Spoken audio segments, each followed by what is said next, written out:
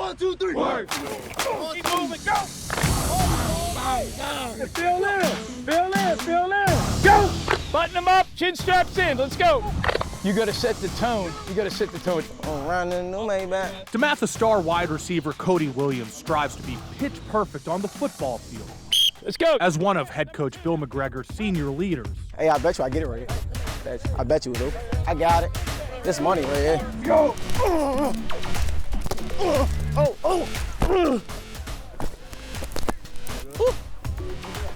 Mic'd up. the end of preseason camp and the beginning of a new football season.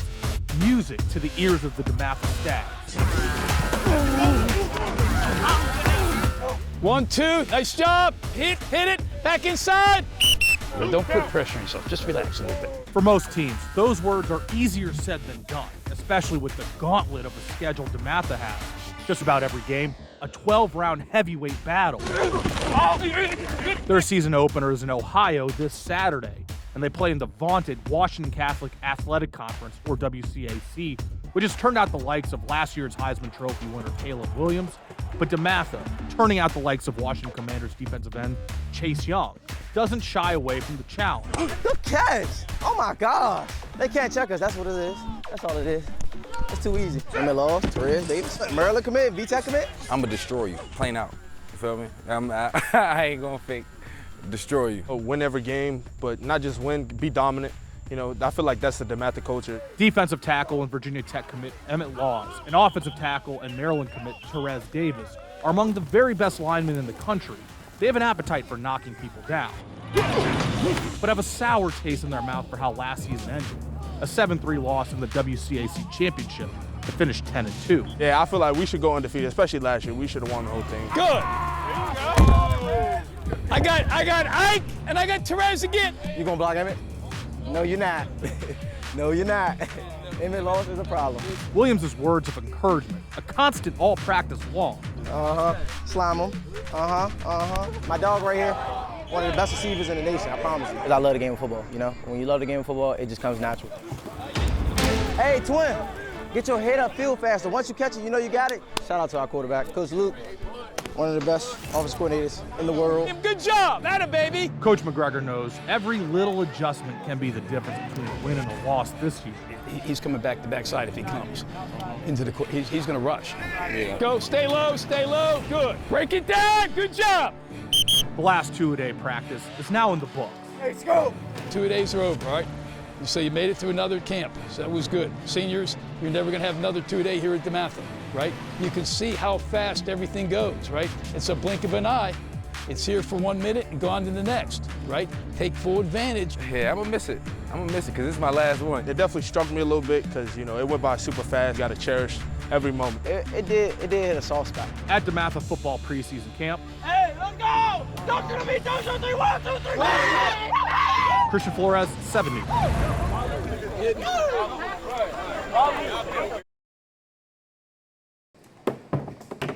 The TSA at Dulles tells me they screened 37,000 people Sunday, the most not just since pre-pandemic, but in 15 years. Nationwide this Memorial Day weekend. We expect as many as 2.5 million people a day. 7 News spoke exclusively with U.S. Homeland Security Secretary Alejandro Mayorkas as he toured a TSA security checkpoint at Dulles. We're ready for summer. We're ready for Memorial Day weekend. Mayorkas says a pay raise taking effect in July has already helped with TSA staffing, but there still could be long lines at times. We expect Saturday, Sunday, and Monday, and especially Monday, Memorial Day, to be really busy. Get here early, plan your things in advance, bring the documentation that you need, and that'll really smooth the travel experience. Holiday travelers may notice new computed tomography machines scanning carry-ons. You'll find some at all 3 local airports. If you use one for the first time, you do not have to remove electronics like laptops from your bags. This technology can just screen the luggage all at once and really see 3-dimensionally all of the contents. After a record-setting number last year, the TSA continues to catch guns. Monday at Dulles, they stopped a Frederick County, Maryland man from bringing this loaded gun on a flight, while Mayorkas says some travelers genuinely forget they have a gun. Other people, unfortunately, try to bring one in intentionally. And, you know, The fines are very, very significant.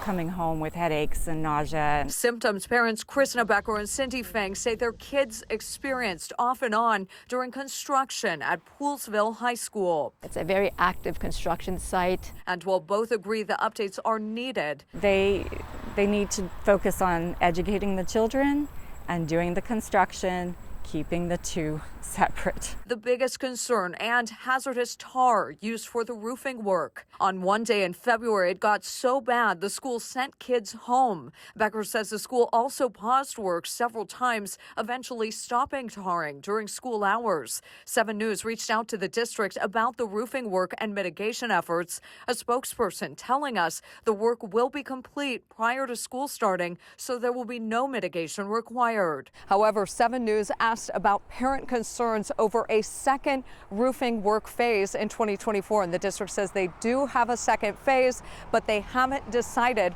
on the application approach just yet.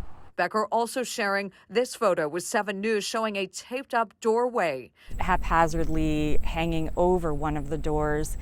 All the corners of the door are supposed to be sealed. After months of back and forth, Becker says parents do now receive weekly construction updates, but she's still concerned about hazards and chemicals with years of work ahead. The first school that my daughters really felt at home in, and that's why I'm fighting so hard to keep them there. We hope that there is no long-term impact to the students who have been in this school for all the time that's been in construction, like my daughter. Now, we did ask if someone from MCPS could speak with us tonight. However, there's a board meeting later this week, and parents can also find any construction updates on the school website. Reporting in Poolsville, Megan Clark, 7 News.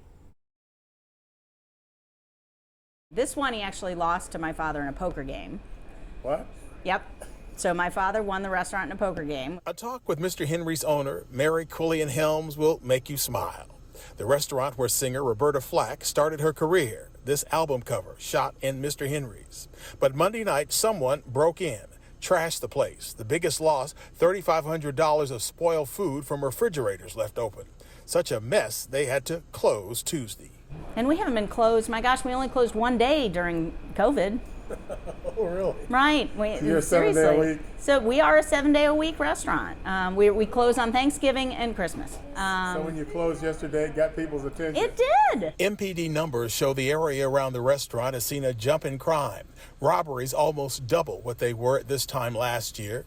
Property crime way up as well. We do see a lot of artists and young artists that do come through Mr. Henry's. DC's new executive director of the Arts and Humanities Commission, Aaron Myers, is a singer and keyboardist who sometimes performs here himself. I think with this particular incident, it kind of just jarred everybody a bit to remind them that you need to keep home, keep this safe, keep this place front of mind, that kind of thing. But really, how can we really better support, especially in times of this nature? You know, you hate to lose something like this.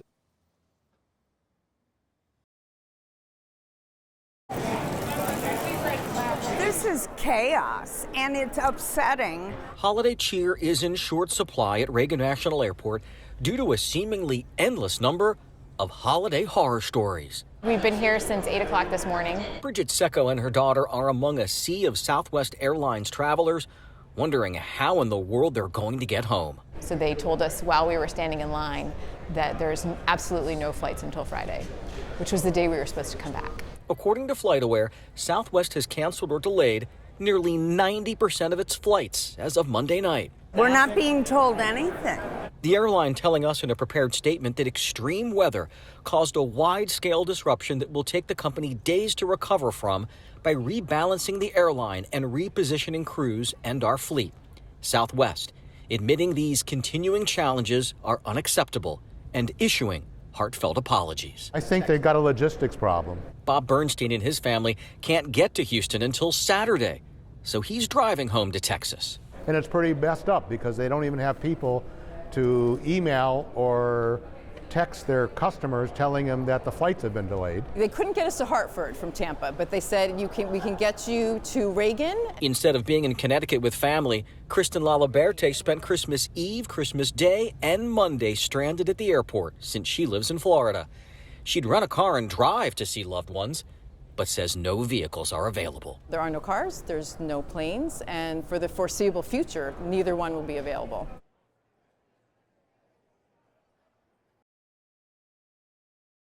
Fire officials at the department tell us they believe the fire started in an engine compartment of an ambulance here and then spread from there. But as you can see from the damages, the ambulance and all the supplies were a total loss, possibly hundreds of thousands of dollars. Contractors and insurance adjusters on site at Station 820 in Upper Marlboro Sunday, just hours after a fire erupted in this engine bay around 5 a.m. I walked towards my house. PA 820 is on fire. We do have our share of fires in Prince George's County, but running a fire within one of our own fire stations is very unique. It doesn't happen very often. 8 firefighters inside at the time. No one was hurt. The older building did have smoke alarms, but no sprinklers. Crews startled awake to flames and black smoke. The ambulance was on fire. Quickly calling 911. The ambulance did burn with so much intensity that it scorched the side of Rescue Squad 20. It melted the lights and burned the paint off of the side. An engine also damaged by smoke. All 3 vehicles towed. That fire burned up into the ceiling and partially through the roof of the firehouse. So we have significant damage. Prince George's County Fire and EMS Public Information Director Alan Doubleday says the apparatus will now go through an intense inspection as reserve vehicles take their place. Crews will work out of a station down the road with no service interruptions. Doubleday says the plan is to bring the station back to working order. He's just thankful everyone is safe. We're really proud of the actions of our firefighters to ensure that they escaped without incident. They made the right notifications and we're able to get out of this without any injuries, which is really the win. Now, for context, the station does provide service to county buildings in the area, like the courthouse and the jail. Thousands of people. Reporting in Upper Marlboro, Megan Clark, 7 News.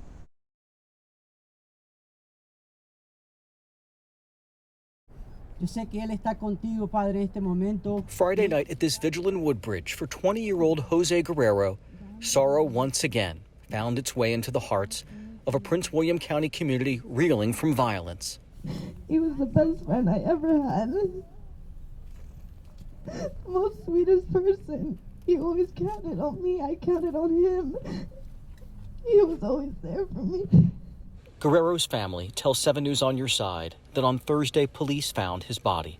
Authorities say he had been stabbed during an altercation following a drug deal. Entre toda la multitud que lo conocieron, entre todos los familiares que están aquí, él no se ha ido. Él va a vivir para siempre en el corazón de cada uno de ustedes. For family and friends, the circumstances surrounding Guerrero's death did not define him. They insist Chepe, as his friends called him, was a kind and humble young man. I'm gonna be crying more. But I don't want this to be like a sad candlelight. We want to remember Chepe with a big smile. Since last summer, this section of Woodbridge along Richmond Highway has been witness to multiple homicides, specifically the area around this convenience store. According to police, there was a homicide here in July, another in October, a third just a few days ago, along with a separate stabbing. It's been a challenge that we've seen not only here in Prince William County, but all across the DMV and quite frankly, all across the country. Supervisor Margaret Franklin, who attended tonight's vigil, has been pushing for change. Friday, authorities installed a camera at the convenience store. They've increased patrols, added more lights, and no trespassing signs in nearby woods. I believe that we're moving in the right direction, and we're going to do everything we can to make this community safe.